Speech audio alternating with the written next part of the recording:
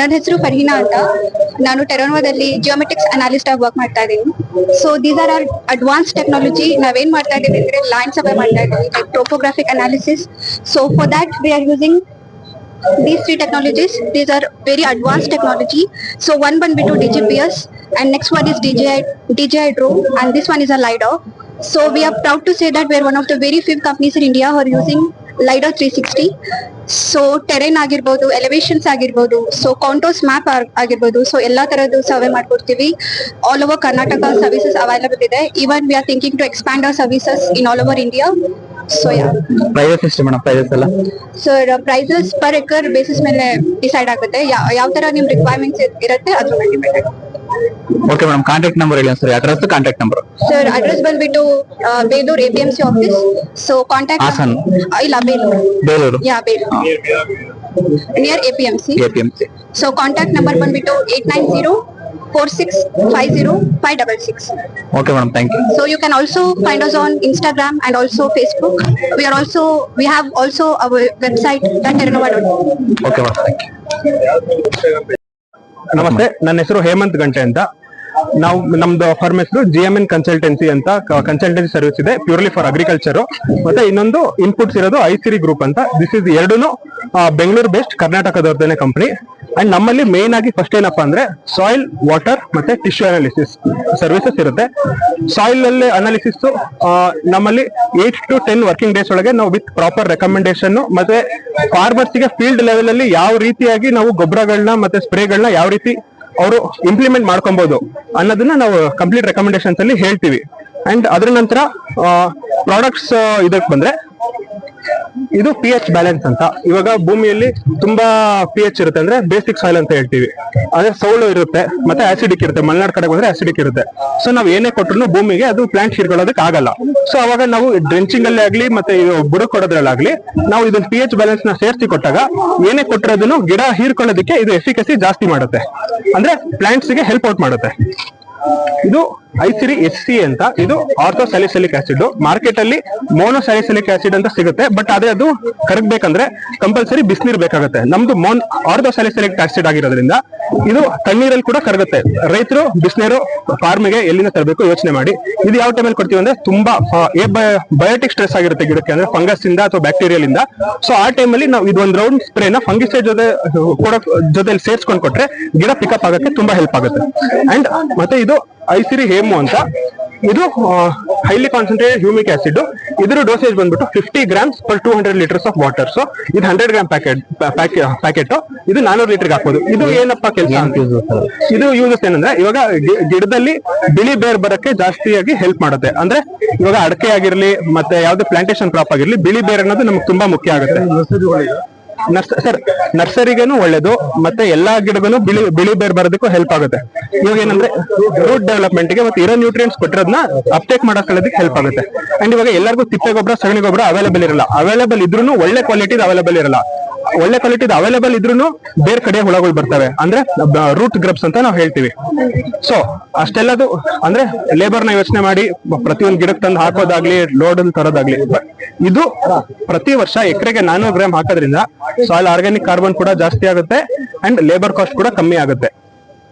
ಇದು humic acid. ಇದು highly concentrated humic acid market ಅಲ್ಲಿ ಇರುವಂತದ್ದು. ಅಂದ್ರೆ ಆಕ್ಟಿವ್ ಇಂಗ್ರೀಡಿಯೆಂಟ್ ಹ್ಯೂಮಿಕ್ ಆಸಿಡ್ ಏನಿರುತ್ತಲ್ಲ ಅದ್ರದ್ದು ವಿತ್ ನ್ಯಾಚುರಲಿ ಮೈಂಡ್ ಪ್ರಾಡಕ್ಟ್ ಇದು. ಮತ್ತೆ ಇದು ಕ್ಯಾಲ್ಸಿಬಾನ್ ಅಂತ. Calcium plus boron with mannitol chelated ಆಗಿರುತ್ತೆ. ಅಂದ್ರೆ ಇವಾಗೇನು EDTH ಎಲ್ಲ ಹೇಳ್ತಾರಲ್ಲ ಸ್ಪ್ರೇಗೆ, ಅದಕ್ಕಿಂತ ಬೆಸ್ಟ್ ವರ್ಷನ್ ಇದು ಮಾರ್ಕೆಟ್ ಅಲ್ಲಿ ಇರುವಂತದ್ದು. ಅಂದ್ರೆ ಏನೇ ಕೊಟ್ಟರು ಟೊಮ್ಯಾಟೋದಲ್ಲಿಂದ ಹೀರ್ಕೊಂಡು ಪ್ಲಾಂಟ್ ಸಿಸ್ಟಮ್ಗೆ ಬೇಗ, ಇವಾಗ ಅಡಿಕೆಯಲ್ಲಿ ಅಂಡೊಡ್ಕ ಆಗುತ್ತೆ, ಮತ್ತೆ ಬ್ಲಾಸಮ್ ಎಂಡ್ರಾಟ್ ಅಂತ ಹೇಳ್ತೀವಿ ಟೊಮ್ಯಾಟೊ ಅಲ್ಲಿ. ಮತ್ತೆ ಕ್ಯಾಲ್ಸಿಯಂ ಕೊರತೆ, ಬೋರಾನ್ ಕೊರತೆನ ಇದು ಸಾಲ್ವ್ ಮಾಡುತ್ತೆ, ಫುಲ್ಫಿಲ್ ಮಾಡುತ್ತೆ. ಅಂಡ್ ಇದು ಐಸಿರಿ PF ಅಂತ. ಇದು 2 ml ವಯಲ್ಲು ಒಂದು ಕ್ಯಾನಿಗೆ, ಅಂದ್ರೆ ಬೆನ್ನಿಗೆ ಹಾಕೋ 20 ಲೀಟರ್ ಕ್ಯಾನಿಗೆ 1 ವಯಲ್ ಹಾಕೊಂಡು ಹೂವಿನ ಗಿಡಗಳಿಗೆ ನಾವು ಸ್ಪ್ರೇ ಮಾಡಿದ್ರೆ ಫ್ಲೋರಿಜನ್ ಅನ್ನೋ ಒಂದು ಹಾರ್ಮೋನ್ ಅನ್ನ ಗಿಡದಲ್ಲಿ ಬೂಸ್ಟ್ ಮಾಡಿ ಫ್ಲವರ್ ಪರ್ಸೆಂಟೇಜ್ ಆಲ್ಮೋಸ್ಟ್ 35 ಇಂದ 40% ಇನ್ಕ್ರೀಸ್ ಮಾಡುತ್ತೆ. ಅಂದ್ರೆ ಅಲ್ಲಿಗೆ ರೈತರದ್ದು ಇಳುವರಿ ಜಾಸ್ತಿ ಆಗುತ್ತೆ. ಹೌದು ಸರ್.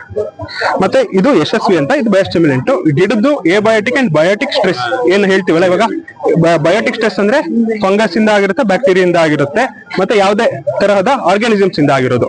ಏಬಯಾಟಿಕ್ ಸ್ಟ್ರೆಸ್ ಅಂದ್ರೆ ಗಾಳಿ, ಬಿಸಿಲು, ಮಳೆ, ವಿಂಡ್ ಆ ತರದಿಂದ ಗಿಡಕ್ಕೆ ಏಟಾಗಿರುವಂತದನ್ನ ರಿಕವರ್ ಆಗಕ್ಕೆ ನಾವು ಇದನ್ನ ಬೆಸ್ಟ್ ಸ್ಟಿಮ್ಯುಲೆಂಟ್ ಕೊಡ್ತೀವಿ. ಅಂಡ್ ಇದು ನಮ್ದು ಮೈಕ್ರೋ ನ್ಯೂಟ್ರಿಯೆಂಟ್ಸ್ ಎರಡು, ಒಂದು ಜಿಂಕ್ ಬೇಸ್ಡ್, ಇನ್ನೊಂದು ಬೋರಾನ್ ಬೇಸ್ಡ್ ಸಲ್ಫೇಟಿಕ್ ಫಾರ್ಮ್ ಅಲ್ಲಿ ಇರುವಂತದ್ದು micro nutrient with high percentage of ನಾವು ಮಾಲಿಬ್ಡಿನಮ್ ಹೇಳ್ತೀವಿ. ಮಾಲಿಬ್ಡಿನಮ್ ಏನಿತ್ತು ಅಂತಂದ್ರೆ ಲೈಕ್ ನೈಟ್ರೋಜನ್ ಜಾಸ್ತಿ ಅಪ್ಡೇಟ್ ಆದಾಗ ಗಿಡ ಜಾಸ್ತಿ ಹಸಿರಾಗಿರುತ್ತೆ.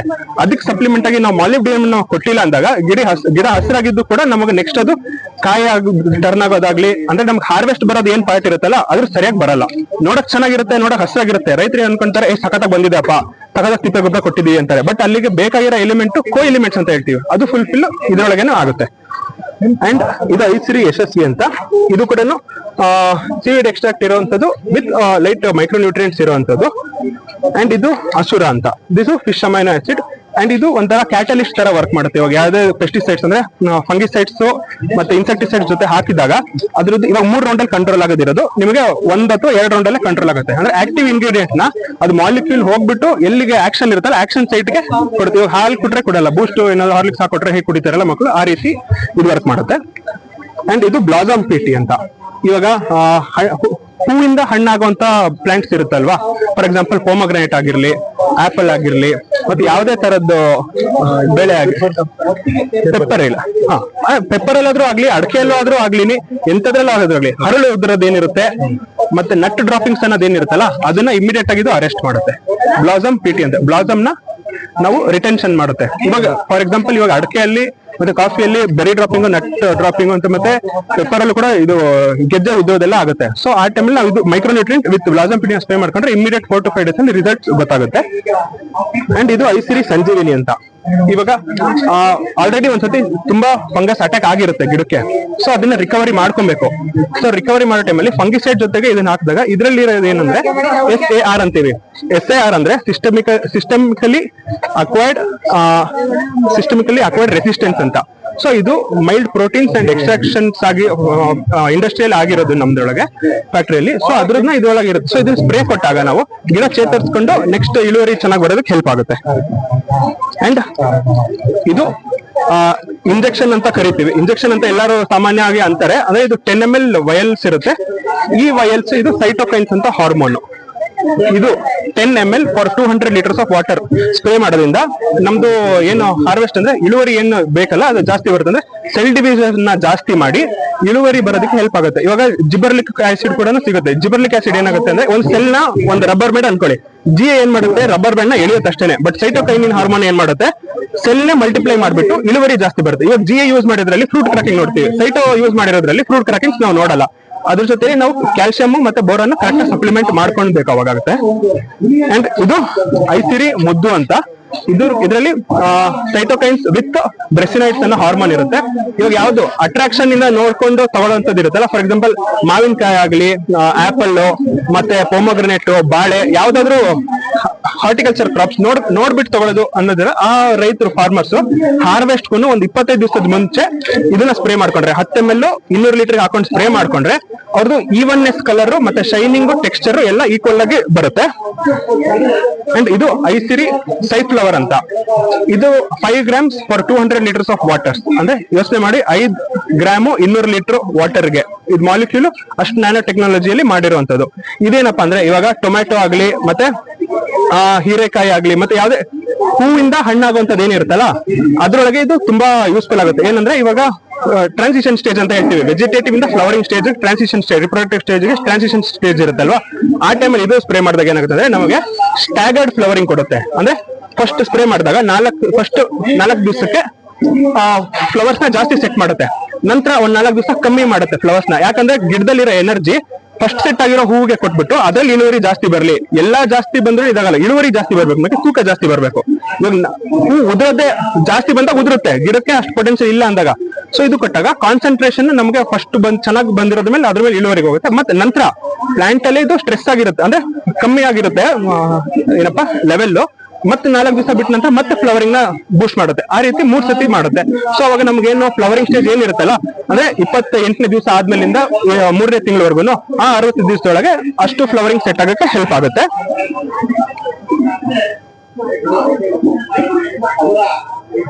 Okay sir, thank you. ಇದು ನಿಮಗೆ ಅಡ್ರೆಸ್, ಕಾಂಟ್ಯಾಕ್ಟ್ ನಂಬರ್. ಇದು ನಮ್ಮ ಅಡ್ರೆಸ್ ಬಂದ್ಬಿಟ್ಟು Bengaluru Chamarajpet first main road, ಅಲ್ಲಿ ನಮ್ಮ ಆಫೀಸ್ ಇರೋದು. ಮತ್ತೆ ಲ್ಯಾಬ್ ಕೂಡ ಅಲ್ಲೇ ಇರೋದು. ಅಂಡ್ ದಾವಣಗೆರೆಯಲ್ಲಿ ಕೂಡ ಹಳೆ ಬಸ್ ಸ್ಟ್ಯಾಂಡ್ ಎದುರುಗಡೆಗೆ ಐಸಿರಿ ಆಫೀಸ್ ಇದೆ.